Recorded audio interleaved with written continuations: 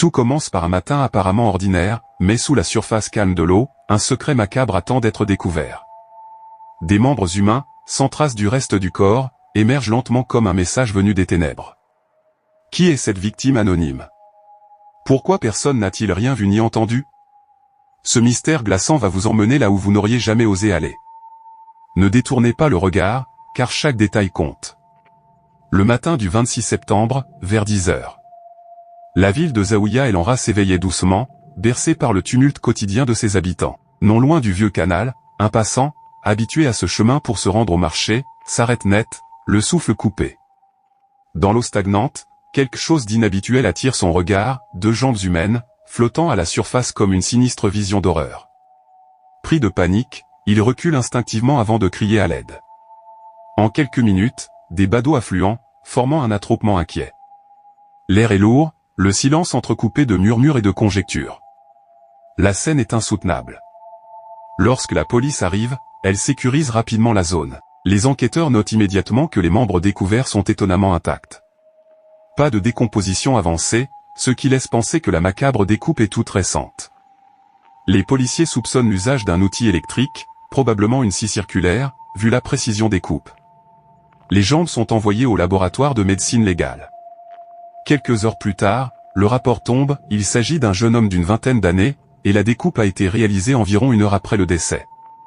Ce détail ajoute une dimension particulièrement troublante à l'affaire. Entre-temps, les enquêteurs interrogent les riverains, espérant trouver un témoin clé. Pourtant, personne n'a remarqué de mouvement suspect. Ni bruit, ni témoin visuel, rien qui puisse orienter l'enquête. Comme si le crime avait été perpétré par une ombre. La situation se complique davantage lorsqu'ils consultent les registres de personnes disparues. Étonnamment, aucun signalement récent dans la région. Ce vide administratif donne au mystère un caractère encore plus glaçant. Mais un mince espoir surgit.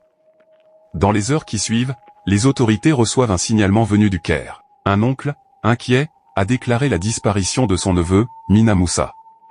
La famille, originaire de Minya, avait perdu tout contact avec lui depuis plusieurs jours. Les enquêteurs convoquent immédiatement l'oncle pour en apprendre davantage. Assis dans la salle d'interrogatoire, l'homme, visiblement bouleversé, explique que Mina était monté au Caire pour chercher du travail. Il n'avait donné aucune nouvelle depuis près d'une semaine, ce qui était totalement inhabituel.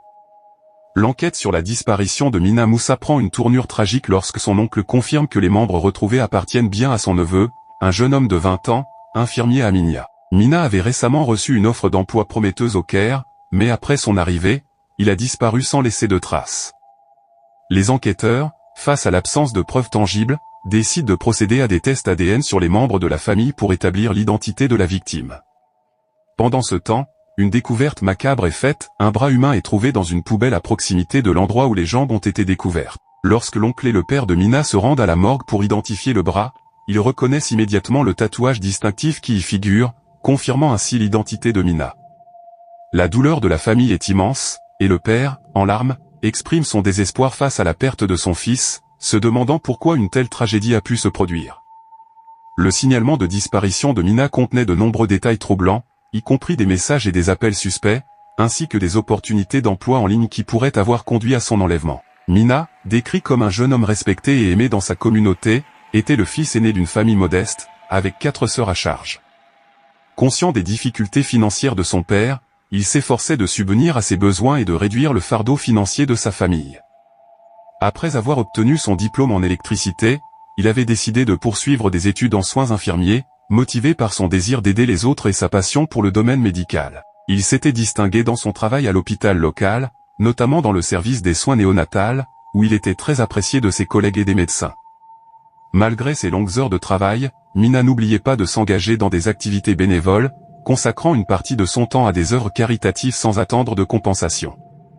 Cette image d'un jeune homme dévoué et ambitieux rend la tragédie de sa disparition d'autant plus choquante pour sa famille et sa communauté. Mina, appréciée pour son engagement dans le bénévolat, avait toujours cherché à améliorer sa situation financière. Son travail en tant qu'infirmier dans un hôpital local lui offrait un revenu modeste, mais il aspirait à plus. C'est dans ce contexte qu'un de ses amis, Milad, lui propose une opportunité d'emploi à domicile à Le Caire, s'occupant d'un homme âgé atteint de la maladie d'Alzheimer. Ce poste promettait un bon salaire et la possibilité de vivre gratuitement dans la même maison, ce qui était une aubaine pour Mina. Milad avait découvert cette offre par l'intermédiaire d'un bureau spécialisé dans le recrutement d'infirmiers à domicile. Après avoir soumis toutes les informations nécessaires, il avait reçu une réponse positive, mais il devait se rendre à Le Caire rapidement, car il était également sur le point d'être appelé pour le service militaire. Soucieux de son ami, Milad avait décidé de transmettre cette opportunité à Mina, convaincu qu'il serait le candidat idéal. Mina, ravie de cette nouvelle, rentre chez lui pour partager la bonne nouvelle avec ses parents. Cependant, ses parents, inquiets pour sa sécurité, lui conseillent de refuser l'offre et de rester à Minya, où il pourrait trouver un emploi local.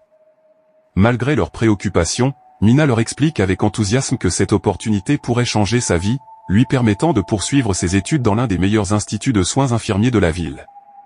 Son père, touché par la joie de son fils, finit par accepter son choix, lui souhaitant bonne chance dans cette nouvelle aventure. Mina, impatient de commencer son nouveau travail, demande à retarder son départ de quelques jours pour assister au mariage de sa sœur. Après avoir reçu l'approbation de son père, il se rend à l'hôpital pour informer ses collègues de son départ imminent. Bien que ses amis soient tristes de le voir partir, ils sont également ravis qu'il réalise son rêve. Une fois le mariage célébré, Mina se prépare à partir pour Le Caire, mais il est surpris d'apprendre qu'une célébration spéciale est organisée en son honneur par l'association de bénévolat. Lors de cette fête, il prend le temps de dire au revoir à ses amis, ce qui suscite des réactions émues, certains s'interrogeant sur la gravité de ses adieux. Après la fête, il se rend chez sa sœur pour passer la nuit avant son départ. Le lendemain, il se lève tôt pour se rendre à son nouveau poste. Il envoie un message à ses amis pour les rassurer qu'il est bien arrivé et qu'il a commencé son travail. Cependant, au fil de la journée, sa sœur commence à s'inquiéter lorsqu'elle ne parvient pas à le joindre par téléphone. Les heures passent et le téléphone de Mina reste éteint, ce qui est inhabituel pour lui. Sa sœur, préoccupée, appelle leur père et leur oncle pour leur faire part de la situation. Avant la fin de la journée, ils reçoivent un message vocal troublant de Mina, dans lequel il leur demande de ne pas contacter la police et de payer une rançon pour sa libération. Cette nouvelle plonge la famille dans l'angoisse et l'incompréhension. Peu après, le père de Mina reçoit un appel d'une femme nommée George, qui lui assure que son fils va bien, mais qu'ils exigent une somme de 120 000 livres égyptiennes pour le revoir. L'oncle de Mina prend alors le relais de la conversation, demandant à entendre la voix de Mina pour se rassurer, mais George lui explique qu'il est trop loin pour cela. Mina, dans un moment de désespoir, demande à sa famille de rassembler la rançon exigée par ses ravisseurs, tout en précisant que la communication se fera par l'intermédiaire de Milad, un ami qui lui avait trouvé le travail. Après avoir raccroché, la famille tente de rappeler George, mais son téléphone reste éteint. Inquiet, le père de Mina se rend rapidement à la police avec l'enregistrement de l'appel, où les agents découvrent que la voix de la femme semble en réalité être celle d'un homme. Les enquêteurs examinent le numéro de téléphone utilisé, qui s'avère être un numéro récent et inactif. Ils convoquent Milad pour l'interroger, mais après une enquête approfondie, il est établi qu'il n'a aucune implication dans la disparition de Mina. Le lendemain, des restes humains sont découverts dans la région de Zaouïa à l'Anra, ce qui alerte immédiatement les autorités. Les morceaux retrouvés sont identifiés comme appartenant à Mina, plongeant sa famille dans un chagrin insupportable. Les enquêteurs commencent alors à analyser les caméras de surveillance et repèrent Mina entrant dans une rue sans caméra, accompagnée d'un individu dont le visage est flou. Une piste cruciale émerge lorsqu'un propriétaire de magasin d'outils électriques signale qu'un infirmier nommé Mustapha, vivant dans le quartier, a récemment acheté une scie électrique.